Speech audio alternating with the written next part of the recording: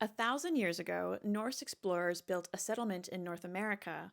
Then it vanished from history. Welcome to episode 13 of Ancient Site Sunday. Today we are going to Lanso Meadow, the only confirmed Norse site in North America. Lanso Meadow is found at the edge of Newfoundland, right on the shore of the Atlantic Ocean, and it's the earliest known evidence of Europeans in North America. The Norse were there 500 years before Columbus traveled over from Spain. 8 timber-framed buildings once stood here, and you can still see their foundations. This is a diorama of what the site would have looked like.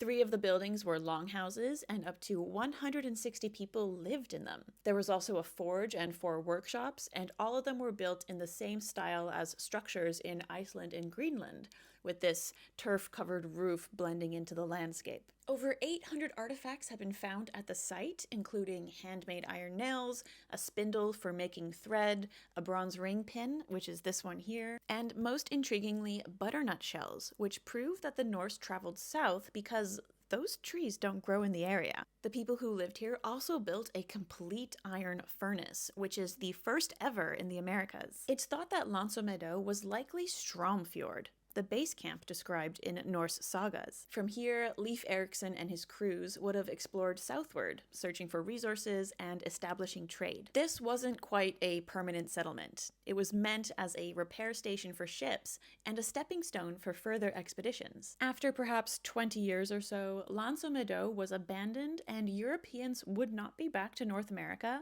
for 500 years. The site has been reconstructed for visitors today, but don't forget this area was inhabited long before the Norse by the Dorset people. What's so cool about Lanso Meadow is that it's one of those sites that validates old fantastical tales like the Iliad and Troy. The Vinland Norse sagas were thought to be complete myths until this site was found. Lanso Meadow proves Norse navigation skills and validates oral traditions, and it's the farthest known extent of Viking exploration. The site was likely abandoned due to a combination of factors, including conflict with indigenous peoples, the difficulty of maintaining a distant, small, and sparsely populated settlement, the lack of strong motivation to colonize North America at the time, and its primary function as a temporary base for exploration and boat repair rather than a permanent colony. Did these people go home afterwards, or did they keep exploring?